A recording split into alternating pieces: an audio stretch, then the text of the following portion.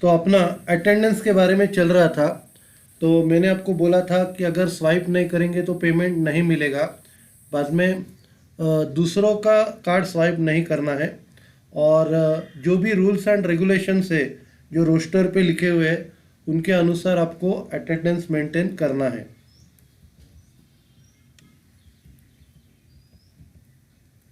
फिर एम्प्लॉयज़ को क्या क्या बेनिफिट मिलते हैं। सबसे पहला तो प्रोविडेंट फंड है। प्रोविडेंट फंड आपके अकाउंट से 12% जाएगा और कंपनी खुद 12% डालेगी। उसमें 3.67 पीएफ को जाएगा, 8.33 ये पेंशन के लिए जाएगा।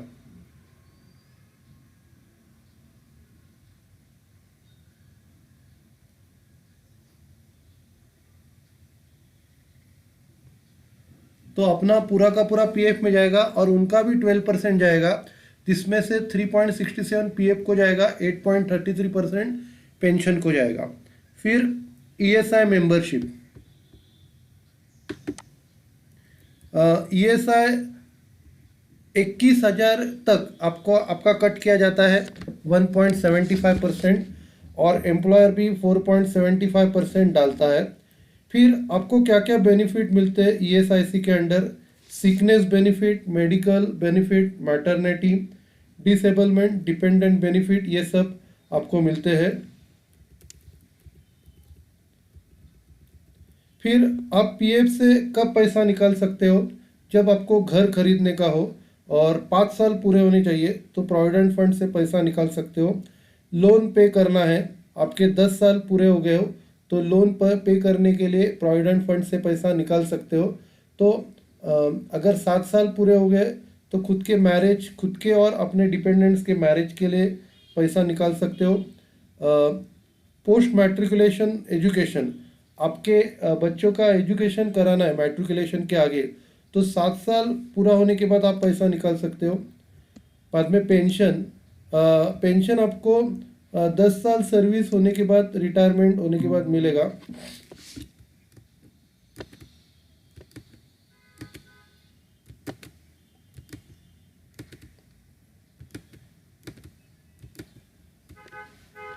फिर पेंशन टू फैमिली, जिसका नाम आपके डेट होने के बाद जिसका नाम नॉमिनेटेड किया रहेगा उसको बाद में पेंशन मिलेगा। Medical benefits, full medical care is provided to insured person and his family members from the day he enters insurable employment. जिस दिन आपको इंश्योरेंस चालू हो जाएगा उस दिन से आपका और आपके फैमिली का पूरा इंश्योरेंस निकाला जाएगा। There is no ceiling on expenditure on the treated of an insured person और इस फैमिली मेंबर, और उसके ऊपर लिमिट नहीं है, कितना भी आपका मेडिकल का खर्चा आता है वो दिया जाएगा। Medical care is also provided to the retired and permanent disable insured person and their spouse on payment of a token annual premium of ₹120। पर में 120 रुपये अगर आप हर साल पे करते हो तो आपको मेडिकल केयर का जो, अगर समझो कोई रिटायर्ड हो गया है तो डिसेबल पर्सन को भी मिलेगा, और समझो जॉब में है तो भी मिलेगा डिसेबल होने के बाद, अगर जॉब में नहीं है तो भी मिलेगा। उसके लिए 120 रुपया ईयरली पेमेंट करना है। बाद में सिकनेस बेनिफिट ये आपको वेजेस का 70% मिलेगा। अगर 91 डेज़ के लिए अगर आप बीमार रहते हो तो 91 डेज़ तक आपको वेजेस का 70% मिलेगा। फिर मैटरनिटी बेनिफिट, जब आप प्रेग्नेंट हो तो आपको 6 महीने का पेड हॉलीडे मिलेगा और वो 1 महीना बढ़ा सकते हैं, अगर मेडिकल एडवाइस है तो 1 महीना एक्स्ट्रा मिलेगा।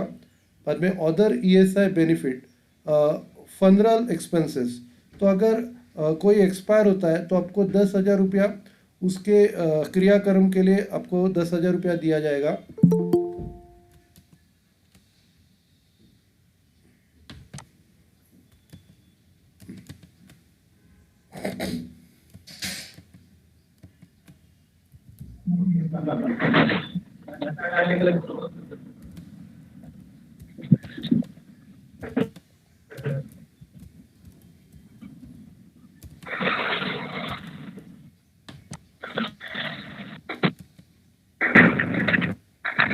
सब लोग म्यूट हो जाए।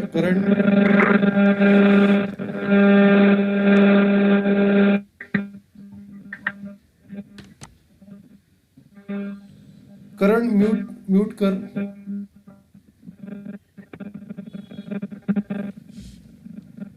करण प्लीज म्यूट कर।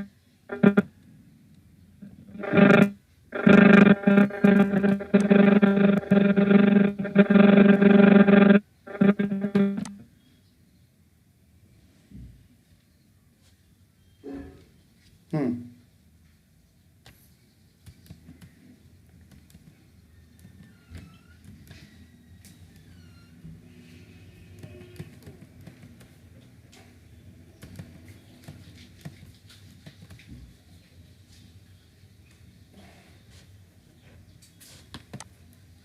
फिर लीव मैनेजमेंट के बारे में बताया था। लीव्स आपको शॉप एंड एस्टेब्लिशमेंट एक्ट के हिसाब से मिलेगा लीव का। फिर group term life insurance policy philosophy, the company acknowledges the need and requirement of employees family in the event of untimely death। तो अगर अनटाइमली डेथ होती है तो कंपनी उसका इम्पोर्टेंस कंपनी को मालूम है। Applicability, the policy should be applicable to all employees of Reliance Retail group. तो ये जो पॉलिसी है सभी लोगों को एप्लीकेबल है। It guarantees payment of stated amount of non-monetary benefits on the date of the life insured during the policy term। तो उसमें गारंटेड पेमेंट मिलता है, जो भी सम एश्योर्ड रहेगा उसका गारंटेड पेमेंट मिलता है। The for CSA the capital some insured is 5 lakh. तो 5 लाख का पॉलिसी होता है और वो 22 रुपया प्रीमियम पर मंथ उसके लिए देना पड़ता है।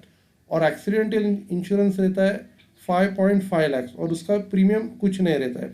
तो 22 रुपये का आपका इंश्योरेंस रहेगा और एक्सीडेंट इंश्योरेंस आपको विदाउट एनी चार्ज मिलेगा।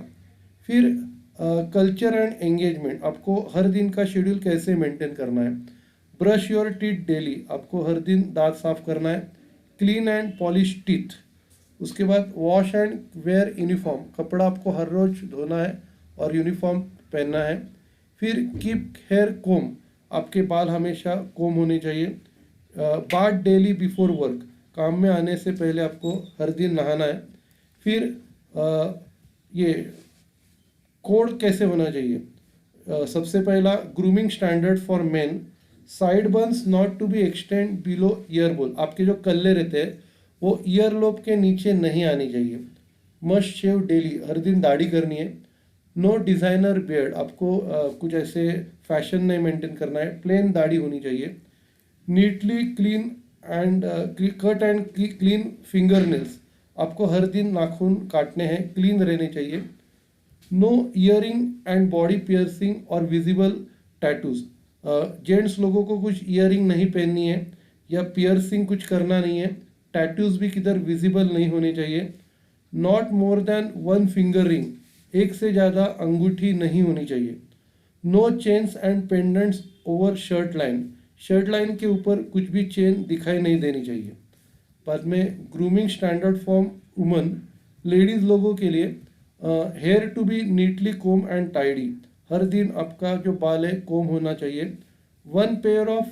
Only one pair of ear top, सिर्फ एक ही ईयर टॉप डालना है, पियर्सिंग अलाउड नहीं है। Only 1 bangle is allowed, glass bangles are not allowed, एक बैंगल अलाउड है, ग्लास बैंगल अलाउड नहीं है। ओनली अ स्मॉल बिंदी लगानी है। No high heel footwear, high heel के शूज़ नहीं पहनने।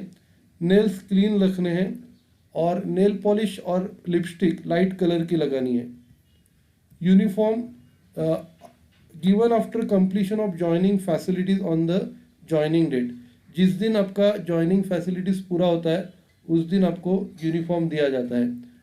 If you leave the organisation before 12 months, uniform cost will be recovered from your salary.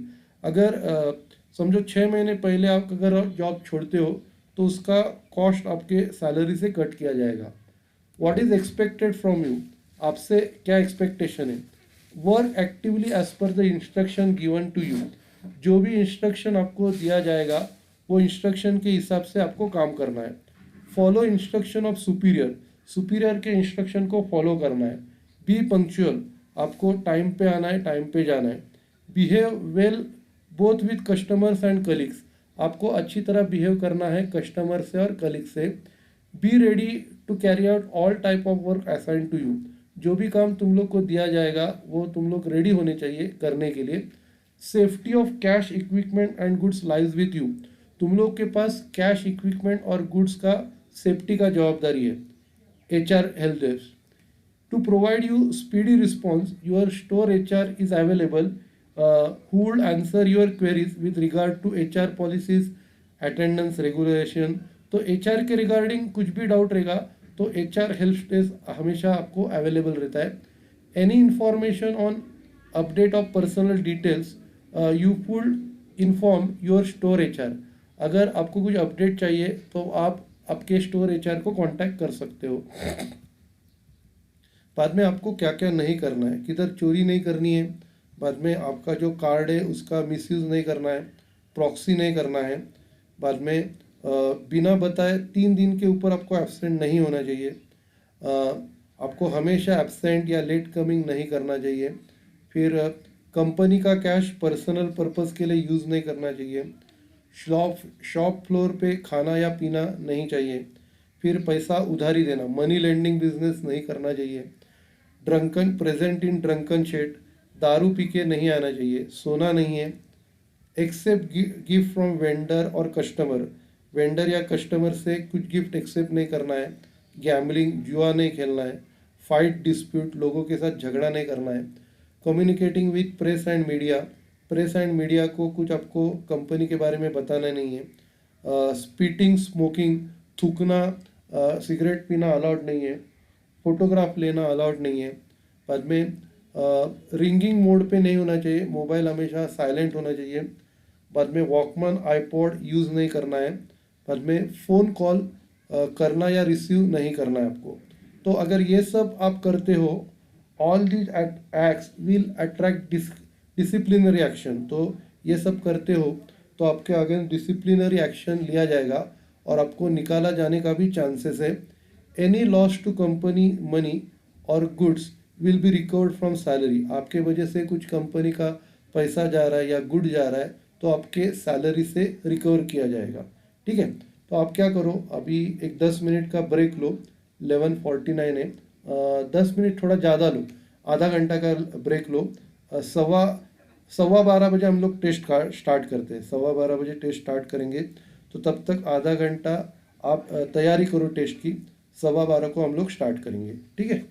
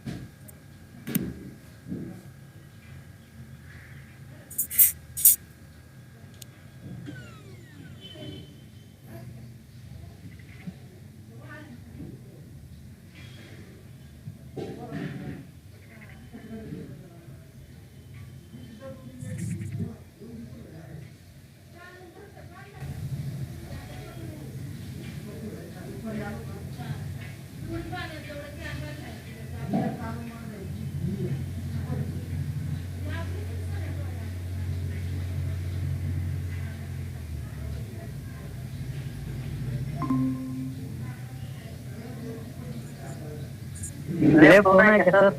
हाँ हाँ, लेफ्ट होके फिर से ज्वाइन हो जाओ, 12:15 बजे ज्वाइन हो जाओ। Okay sir.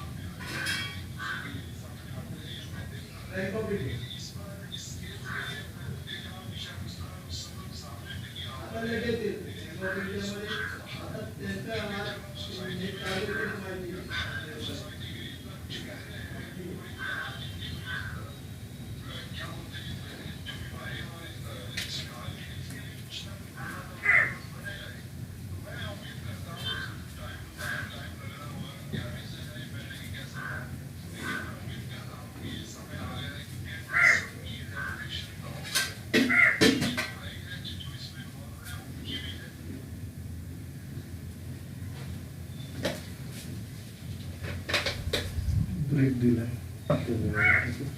सर्व धाराला परत चालू करतो.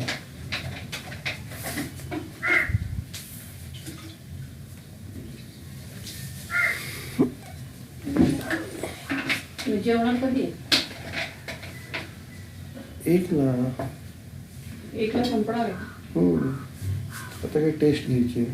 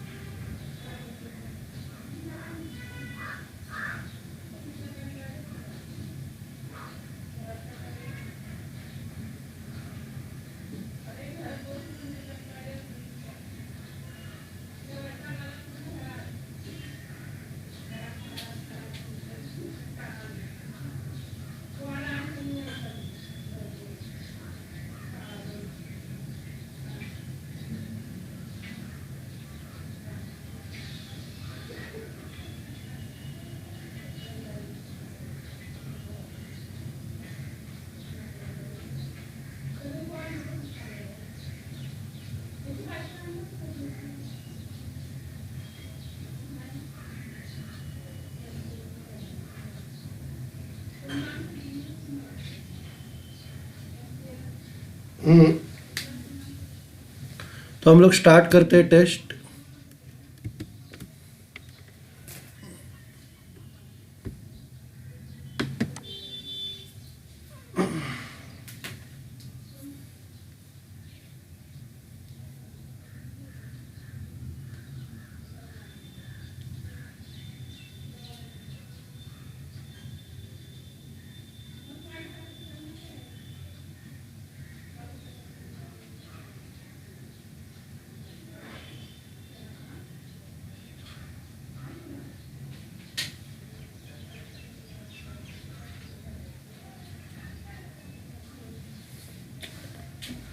Really